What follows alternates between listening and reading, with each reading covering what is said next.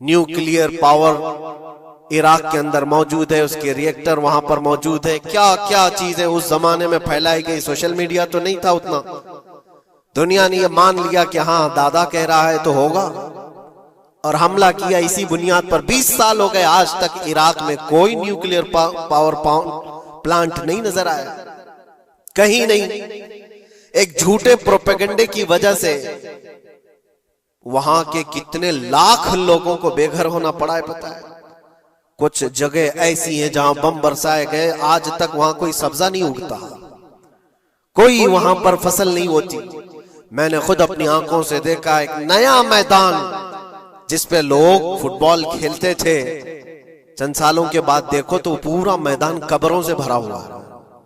कब्रें हैं वहां पर, पूरी कब्रें। लोगों को जनाजा उठाने के लिए लोग नहीं मिलते। मौत इतनी आम कर दी गई थी। इन बातों को कोई कहता है? आपने सुना कभी अबू गुरैब जेल के मुतालिक?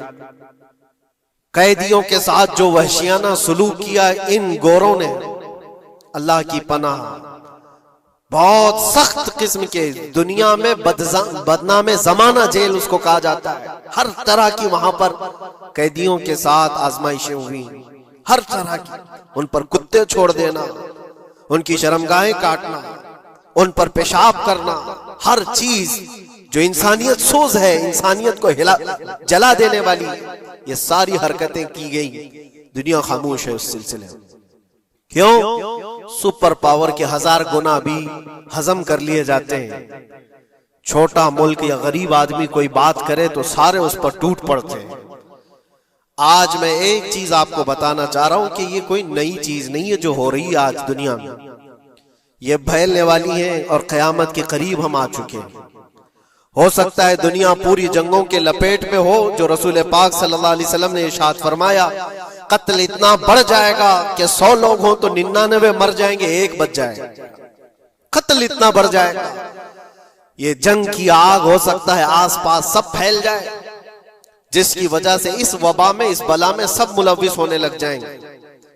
और एक बात ये भी याद रखो, चाहे जैसी भी हुकूमत हो, तारीख पूरी उठा करके देखना, जुल्म के बाद जो गुरूर और तकब्बुर में आकर फिरौन बनने की कोशिश करता है, उसका अंजाम अल्लाह ताला बहुत भयानक फरमाता है। बहुत भयानक अंजाम होता है। अब के जालिम भी अपने अंजाम के बहुत करीब आ चुके। इन्होंने जुल्म इतना किया है, वो बच्चों की आहें, वो औरतों की चीखें क्या बारगाह रब्बुल इज्जत में ना पहुंची होंगी? रब तबारक व तआला खुद फरमाता है, सयअलमुल लज़ीना ज़लमू अय्य मुनक़लबिन यनक़लिबून, अनक़रीब जालिम ये देख लेंगे कि किस पलटी में अल्लाह ताला उन्हें गिराने वाला है। जो जाल वो अपने दुश्मनों के लिए बुनते हैं, अल्लाह ताला उसी जाल में उनको फंसाता है। आज देखना आप, तारीख की सच्चाइयां आपको इस बात का जवाब देंगी। जालिम ये समझता है कि मैं खुदा के बराबर हो चुका, मुझे कोई भी हिलाक नहीं कर सकता। अल्लाह ताला फरमाता है, इन्नमा तकुनु युद्रिकुमुल मौत वलौ कुंतुम फी बुरूजिम मुशय्यदा, तुम मजबूत किले में क्यों ना बैठे हो, मौत तुम्हारे पास आकर पकड़ लेगी। और रब तबारक व तआला के लिए कोई चीज नामुमकिन है। लोग आज हवा बनाते हैं कि एयर डिफेंस सिस्टम इतना बड़ा है, कोई कुछ नहीं कर सकता। एक छोटे से पिद्दे से एक नाजायज कंट्री को महफूज दिखाने के लिए दुनिया पता नहीं क्या क्या बातें वायरल करती है। इजराइल के पास आयरन डोम है, एयर डिफेंस सिस्टम इतने बड़े हैं, कोई नहीं आ सकता। वो खुदा है? कोई खुदा है? लेकिन दुनिया आज देख रही है, बहुत सारी चीजों को देख रही है। मुझे यहां पर किसी के सिलसिले में नहीं कहना है, लेकिन एक बात कहना है कि नशा में चूर, घमंड में चूर जो बंदा होता है, अल्लाह ताला कभी उसको मच्छर से भी हिलाक करता है। बहुत बड़ी ताकत का इससे मुकाबला होना जरूरी नहीं। तुम्हारे पास होगा बहुत बड़ा सिस्टम, लेकिन रब तबारक व तआला जब इंतकाम ले ले तो फिर तुम्हारे लिए बहुत बड़ी ताकतों की जरूरत नहीं। आपको मैं तारीख बताऊं, इराक में नमरूद एक जमाने में इस तरह की हरकत किया था कि उसने बहुत बड़ी इमारत बनाई थी। और उसके मुताबिक बात ये थी कि वो 1000 लोगों से तन्हा लड़ सकता था, इतनी उसकी ताकत थी। शेर से खुद मुकाबला करता था, कभी डरता नहीं था। नमरूद की ताकत मशहूर थी उस जमाने में और सारे लोग उसकी ताकत का लोहा मानते थे, हत्ता कि वो कभी अपनी जिंदगी में बीमार नहीं हुआ था। आदमी जब बीमार नहीं होता तो उसका गुरूर बढ़ जाता है, सोचता है मुझे कुछ हो नहीं सकता। नमरूद ने उसके बाद ये देखा सारी दुनिया मेरे कब्जे में है, ताकत और दौलत के जखीरे सब उसके पास से, लेकिन एक चीज नहीं थी, मौत। मौत पर कंट्रोल। इसको कैसे किया जाए कंट्रोल, यानी मरने से बच तो नहीं पाएगा, ये कंट्रोलिंग पावर भी हमारे पास होना चाहिए। उसने एक बहुत बड़ी इमारत बनाई, कहा कि खुदा आसमानों में होता है, हम इतनी बड़ी इमारत बनाएंगे कि उन इमारतों पर चढ़कर खुदा को ललकारेंगे, आजा मैं मुकाबला करता हूं और मुकाबला करके मैं खुदा को गिरा दूंगा किसी भी तरह से। अगर मुझसे ना हो सके तो पूरी फौज को तैयार करूंगा। खुदा से लड़ाई लड़ करके एक बार वो मौत और हयात का पावर अपने हाथ में ले लेंगे, फिर हमको जब तक चाहे जीना है। कहां की खाम ख्याली, लेकिन उसने बनाया, पूरी दुनिया भर से लोगों को जमा किया, सबकी जुबान एक बनाया, सबकी करेंसी एक बनाया, सारी उस पूरी दुनिया के लोग उसकी फौज में। सबको ये बावर कराना शुरू किया कि हमारी लड़ाई है दुनिया से नहीं, हमारी लड़ाई क्रिएटर से, खालिक से। हम उससे पावर छीन लेंगे एक बार और फिर अपने हाथ में मौत और हयात का कंट्रोल रखेंगे। जिसको जितनी लंबी उम्र चाहिए मैं दूंगा, जिसको जब तक जीना है मैं दूंगा, अजल तक, अजल से लेकर अबद तक। ये सारे ख्यालात उसके थे और उसने जमा किया, इमारत भी बनाया, फौज भी तैयार किया। क्या रब तबारक व तआला ये नहीं देख रहा था? उसकी तैयारी, उसका जमा करना, उसकी इमारत बनाना, बहुत दिनों तक ये सब काम चलता रहा। रब तबारक व तआला किसी से गाफिल नहीं, दिलों में गुजरने वाले हालात से भी बेखबर नहीं, लेकिन बंदे को रब तबारक व तआला ढील देता है। कुरान में रब ताला फरमाता है, वला यहसबन्नल्लज़ीना कफरू अन्नमा नुमली लहुम खैरुल लिअन्फुसिहिम इन्नमा नुमली लहुम लियज़दादू इस्मा।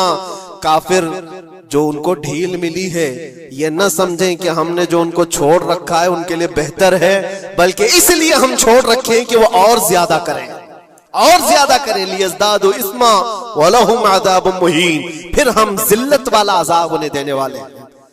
ये मत समझ लो कि रब तबारक व तआला इन सब चीजों से बेखबर है।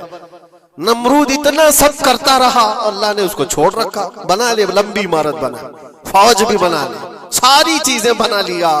मुकाबले के लिए उसने दिन भी तय कर लिया। उसके बाद उसको खुदा से लड़ाई लड़नी थी, कहां खुदा तक पहुंचने की बात। लेकिन बंदा जब गुरूर और तकब्बुर में आता है तो वहां तक भी सोचता है, उसे मौत पर कंट्रोल हासिल करना था, बस ये एक चीज थी। फिर जब वो दिन आया, किताबों में मिलता है अल्लाह तबारक व तआला ने फरिश्ते, उसकी जो तादाद है उसका किसी को इल्म नहीं। बारिश के जितने कतरात गिरते हैं ना, एक एक फरिश्ता बूंद लाकर रखता है। अब आप अंदाजा कर सकते हैं फरिश्तों की तादाद कितनी हो सकती। उसमें जो बड़े फरिश्ते हैं वो जिब्राइल, मीकाईल, इसराफील और इज़राइल अलैहिमुस्सलाम, जो सरदार मलाइका हैं, फरिश्ते हैं। उनके अपने अपने काम हैं, बहुत पावरफुल फरिश्ते हैं। इनकी बात नहीं कर रहा, किसी एक आम फरिश्ते को रब तबारक व तआला ने बुलाया और फरमाया, जाओ जमीन पर, हमारे एक बंदे ने हमसे लड़ाई का इरादा कर लिया है। उसकी ताकत और कुव्वत और उसकी जमा शुदा सारी चीजों को देख करके आओ। वो फरिश्ता जमीन पर आया, जिस जगह पर उसने ये सब जमा किया था।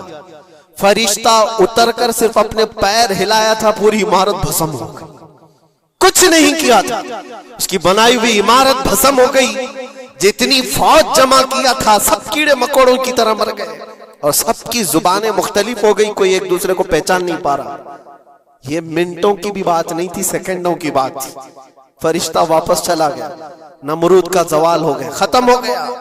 ये तारीख की एक बात है और ये रिवायत हम अपनी किताबों में नहीं रखते, ये रिवायत यहूदियों की किताबों से ही है। यहूदी इस बात को यकीन करते हैं और इसी वजह से इस बात पर वो दोबारा अमल करने के लिए फिर कोशिश में है। न्यू वर्ल्ड ऑर्डर जो कहा जाता है, पूरी दुनिया को इकट्ठा करना, एक करेंसी बनाना, एक लैंग्वेज पर लाना और सबको मिला करके एक ताकत हासिल करना, स्पेस पर जाना और फिर वही चीजें दोहरानी जा रही है। दुनिया वही चीज एक दोबारा बार ट्राई करना है, जिसके लिए आपको पता है ये छोटी सी कौम पूरी दुनिया पर कंट्रोल हासिल करने के कैसे कैसे ख्वाब देखती है। अगर आप जाएं, इस्लाम दुश्मनी तो इनकी पुरानी है, लेकिन ये जो 50,000 लोगों का कत्ल है, ये सिर्फ और सिर्फ उनके अपने एक छोटे मकसद के लिए। हो सकता है बहुत सारी बातें, गजा पट्टी एक ही इलाका बचा हुआ है फिलिस्तीन का, बाकी सब तो ये कब्जा कर चुके 1947 के बाद, 48 के बाद। छोटा सा हिस्सा जो बाकी गजा पट्टी, जिसकी 20 लाख की आबादी, उस इलाके पर इतनी ज्यादा क्यों क्रूरता है? क्यों? बाकी सब जगह पर और भी दीगर जगह पर, यरूशलेम में, वेस्ट बैंक में, कई जगहों पर मुसलमान आबाद हैं। ये गजा के लिए क्यों इस कदर सख्तियां हैं? दुनिया को बताने के लिए तो ये एक आतंकवाद जमात है हमास, जिसका मुकाबला करने के लिए हम ये हमले कर रहे हैं। लेकिन आज तक ये दुनिया को बता नहीं सके कितने हमासियों को कत्ल किया, कितने हमास के लोग पकड़े गए, कितनों को मारा गया। चंद होंगे, लेकिन उसके बदले में जो भारी कीमत चुकाई हो गजा के निहत्थे लोगों ने, 50,000 लोगों का कत्ल, ये तो रिकॉर्ड पे दिख रहा है। बाकी अल्लाह वाला, बाकी कितने हैं जिनकी तादाद मिल ना सकी हो। बाज दानिश्वरों ने यह भी बताया, उसको सिर्फ और सिर्फ एक कैनल बनाना है जो दुनिया की ट्रेडिंग पर कब्जा हासिल करने के लिए। जो सुएज कैनाल है इजिप्ट का, जिससे मेडिटेरेनियन सी से लेकर के गुजरते हैं, 2 समंदरों को जोड़ने के लिए एक कैनल है मिस्र में, इजिप्ट में, जहां से इजिप्ट हर गुजरने वाले जहाज से टैक्स लेता है, हर गुजरने वाले जहाज से एक भारी कीमत लेता है, जिससे ट्रेडिंग पर असर भी रहता है।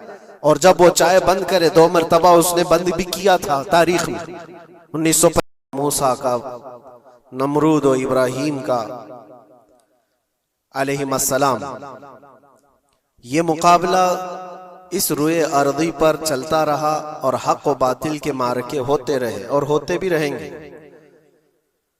फी जमाना हम जो हालात देख रहे हैं पूरी दुनिया में, आज जंगों के हालात जो पेश किए जा रहे हैं, लोग तो अब ये खबरें ऐसे सुन रहे हैं, किसी के यहाँ बम गिरने की, मिसाइल गिरने की, तो ऐसा लग रहा है जैसे बच्चे पटाखे फोड़ रहे हैं। लोग यहाँ खबरें लेकर के मजे ले लेते हैं, फिर फॉरवर्ड कर देते हैं। मौत इतनी आसान हो गई है कि अल्लाह के नबी सल्लल्लाहु अलैहि वसल्लम ने 1400 साल पहले ये इरशाद फरमाया था कि एक जमाना आएगा कि हरज बढ़ जाएगा। तो सहाबा ने पूछा था ये हरज क्या है? तो हुजूर अकरम सल्लल्लाहु अलैहि वसल्लम ने इरशाद फरमाया था कि कत्ल बहुत ज्यादा होगा, एक दूसरे का कत्ल इतना ज्यादा होने लगेगा कि लोग उसकी परवाह भी नहीं करते। आज मुझे आज बताओ, दुनिया पूरी बहुत सारे इश्यूज पर बैठकें कर रही है, ग्लोबल वार्मिंग पे है, दुनिया में इन्वायरमेंट की चेंजिंग पर, मौसम का तापमान बढ़ रहा है, इस पर मीटिंगें हो रही हैं, बड़ी बड़ी तंजीमें बैठती हैं। ये ढकोसला है ये दुनिया का, ये मगरिबी दुनिया, वेस्टर्न कंट्रीज का दिखावा है। ये एनिमल लवर्स को भी बाहर लेकर के आते हैं, उनको बहुत ज्यादा कवरेज दिया जाता है। ये कुत्ते से प्यार करने वाला है, ये मुर्गी से प्यार करने वाला है। जालिमों, 40,000 नहीं 50,000 लोगों को फिलिस्तीन में तुमने ना हक मार दिया, उस पर कोई बैठक नहीं करते। मौत इतनी आसान है इंसानों की। जंग जिससे है, मुकाबला जिससे है, तुम्हारा आपस में बराबर की ताकत का मुकाबला हो तो समझ में आए कि एक दूसरे की फौजों से मुकाबला है, इधर की फौज भी मर रही, उधर की फौज भी मर रही है, लेकिन निहत्ते बच्चों का क्या कसूर? बल्कि वो गोद में आए हुए अभी जिन्होंने शऊर की आंखें भी नहीं खोली, दूध पीते बच्चों के जो कत्ल हुए हैं। तारीख में आपने पढ़ा होगा फिरौन ने 12,000 बच्चों का कत्ल किया था, सिर्फ इस गुमान से कि उसने ख्वाब देखा था बनी इसराइल में एक बच्चा पैदा होगा जो उसकी सल्तनत को हिलाक कर देगा। ख्वाब की वजह से काहिनों ने उसको बताया था, उसने ख्वाब ये देखा था कि आसमान से एक तारा टूटकर उसकी गोद में गिरा और आग लग गई। तो नजूमियों ने उसकी ताबीर ये बताई थी कि बनी इसराइल में एक बच्चा पैदा होगा जो तेरी सल्तनत को हिलाक कर देगा। उस डर से बनी इसराइल में जो भी बच्चा पैदा होता उसको कत्ल करता था। उसने तकरीबन 12,000 बच्चों को कत्ल कर दिया था, इस डर से कि वो बच्चा तो ना पैदा हो जाए जो मेरी सल्तनत को हिलाक करने वाला है। और वो मूसा अलैहिस्सलाम थे, पैदा भी हुए और फिरौन के घर में ही पले। अल्लाह का निजाम है। लेकिन मैं यहां इसलिए बता रहा हूं, फिरौन जुल्म में पूरी दुनिया में मशहूर है। वह औरतों को भी जालिम इस तरह से मारा है कि जिसकी तारीख में मिसाल नहीं मिलती। लेकिन मैंने अपनी जिंदगी में देखा, आज के जमाने में इजराइल नाम से एक नाजायज हुकूमत पर काबिज शख्स ने 12,000 नहीं 50,000 लोगों को साल भर में कत्ल कर दिया। ये तारीख का भयानक चेहरा है। आज लोग इसको हल्के में ले रहे होंगे, न्यूज वाले एक तरफा रिपोर्ट करते हैं क्योंकि इनको इनके बाप दादाओं से डर है, जहां की खाते हैं वहां की गाते हैं। लेकिन बाद को ये सच्चाइयां जनरेशन में मुंतकिल होती रहेंगी। कभी तो आएगा कोई इंसाफ की नजर रखने वाला। और इंसानियत का कत्ल कितना बड़ा कत्ल है। एक शहर के 50,000 लोगों को कत्ल कर देना, और ऐसे कि वहां की इमारतें पूरे राख के मलबे में चली गई। सदियां लग जाती एक शहर को बसने में, एक घर को बनाने में आदमी की अपनी जिंदगी गुजर जाती है। क्या क्या अरमानों से घर बनाते हैं, लेकिन एक पल में किसी का घर उजाड़ दिया, उसके सामने तड़पते हुए उसके बाप की लाश हो, मां की लाश हो। वो तस्वीरें क्या आपने नहीं देखी कि एक बाप छोटी सी बेटी को लेकर के दौड़ रहा है तो उसका बेटा अलग पैर और हाथ जले हुए बम से तड़प रहा है। वो किसके दर्द को देखे। यहां तक कि मैंने देखा कि बेटी को बाप ये नसीहत कर रहा है, थोड़ा और सब्र कर ले बेटा, शहादत मिलने वाली है। कौन करता है ये? मौत से पहले अपने बच्चे को इतनी तलकीन कर दे। हालात ऐसे। दूसरे एक कि वहां पर खाने पीने की ऐड कोई जा नहीं सकती, उस पर पाबंदी। दवाइयां ना जाए, उस पर पाबंदी। दुनिया का कोई कानून इस चीज को जायज ठहराता है? मुझे बताओ, आतंकवाद का राग अलापने वाले इन बातों को क्या कहेंगे? इंसानियत अगर कहीं है तो उसका तस्वुर तो करो। किसी के फंडामेंटल राइट्स होते हैं, बेसिक राइट्स होते हैं, खाना पीना ये उसका इंसानी हक है। दुश्मनी तुमसे जिनकी है उनके साथ मुकाबला करो, आम शहरियों के साथ नहीं। मुखबिर सादिक रसूल अकरम सल्लल्लाहु तआला अलैहि वसल्लम की तालीमात देखो। जिहाद को लेकर जो प्रोपेगेंडा तुम फैलाते हो और हर चीज को जिहाद का लफ्ज दे करके एक ऐसा नैरेटिव क्रिएट करते हो कि लोगों के दिमाग में एक प्रोपेगेंडा फैल जाए। आओ मैं तुम्हें सुनाता हूँ, रसूल पाक सल्लल्लाहु तआला अलैहि वसल्लम जब सहाबा जिहाद में जाते तो उनको किन बातों की तलकीन करते थे। सबसे पहले मुजाहिदीन सहाबा से कहते, जिस जगह तुम जा रहे हो मुकाबला तुम्हारा जिनके साथ है उन्हीं से मुकाबला करना। जो तुम्हारे खिलाफ तलवार उठाए उसके खिलाफ तुम तलवार उठाओ। और रास्तों पर बैठे हुए बूढ़ों को हाथ ना लगाना, किसी औरत के साथ छेड़छाड़ ना हो। हामला औरतें अगर कैद में आ जाएं तो उन्हें छोड़ देना। ये हुजूर पाक सल्लल्लाहु अलैहि वसल्लम की तालीमात है। हत्ता के रसूल करीम सल्लल्लाहु अलैहि वसल्लम ने फरमाया, जिस शहर में तुम्हारा गलबा हो जाए, तुम गालिब आ गए वहां की फौज पर, तो वहां के रहने वालों के बच्चों को ना जुल्म करना, उनको ना पकड़ना। फिर तालीमात में ये है, वो चाहे जिस मजहब के भी लोग हैं, उनके माबदों को, उनकी इबादत गाहों को खत्म नहीं करना, उनकी इबादत गाहों को तोड़ फोड़ ना करना जिस शहर में तुम जा रहे हो। यहां तक कि हुजूर अकरम सल्लल्लाहु अलैहि वसल्लम की तालीमात तो देखो, हुजूर ये तक फरमाते थे मुजाहिदीन सहाबा को कि जिस शहर में तुम जा रहे हो वहां के दरख्तों के पत्ते भी ना उखाड़ना, दरख्तों को भी ना नुकसान पहुंचाना। जंगी तालीमात को आज कोई नजर में नहीं रखता है। दुनिया कहती है कि जंग के दौरान भी कुछ उसूल होते हैं, लेकिन कोई उसूल नहीं।